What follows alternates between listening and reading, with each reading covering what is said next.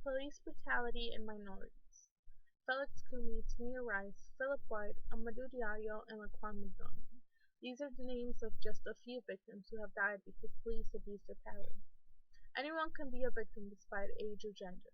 The police did not think it through, and without a chance to defend themselves, bullets hit these people, and their lives ended in mere seconds.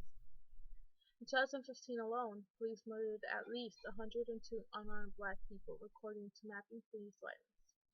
As people of America, we must take action against the issue of police brutality going unpunished because of innocence, like Tamir Rice, because police tend to abuse their power.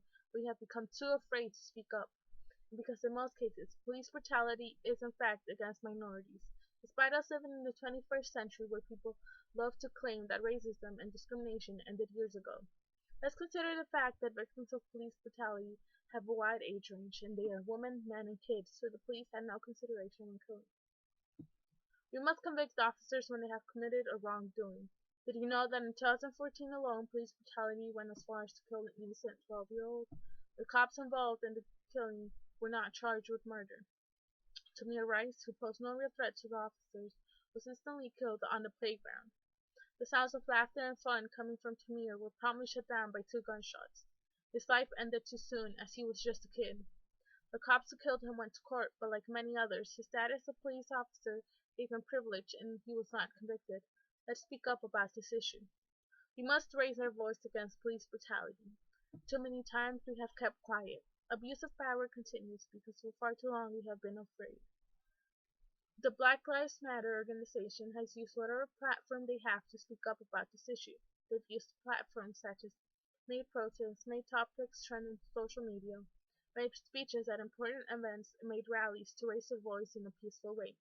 They have spoken up for justice of Tamir Rice, Michael Brown, Eric Garner, and many others who have died in the hands of police abusing their power.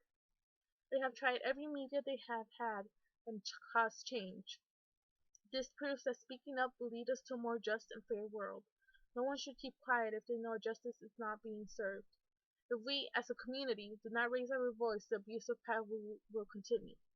For years, we've kept quiet and police abuse their power towards us. Cops have taken advantage of their superiority for far too long. They believe that due to their status, they cannot commit a mistake. They use their white privilege and discriminate against people of color, especially black people. Amadou Diallo was an innocent black man which just happened to fit the description of an armed persecutor and was shot fatally outside his own apartment. The cops thought he was reaching for a weapon and shot him. 41 bullets ran through his body in the middle of the night and left him dead. He became a sack of bullets. Had Amadou been white, the cops would have probably waited longer instead of shooting him instantly. Countless times I've seen videos and pictures on social media and the news of white people getting arrested while waving around their weapons at the police and the cops having too much patience and kindness, not a single bullet hitting these people. Dylan Roof, a white terrorist, was arrested for committing a mass shooting of a Christian church, but while being arrested, he was treated with kindness and patience and was given special treatment despite being a dangerous shooter. Dylan Roof was the devil, but his white skin made him be mistaken for a good person who just needed help. If people who really posed a danger would have had black or brown skin, they would have been killed in less than a second. In fact, those who aren't dangerous were killed on the spot for the color of their skin. The officers who killed our black citizens argued they should be let go off with no charges because they were simply doing their job and acting in self-defense. Just like them, many officers kill innocents because they feel threatened by someone's stance, but in reality they're threatened by the color of the victim's skin.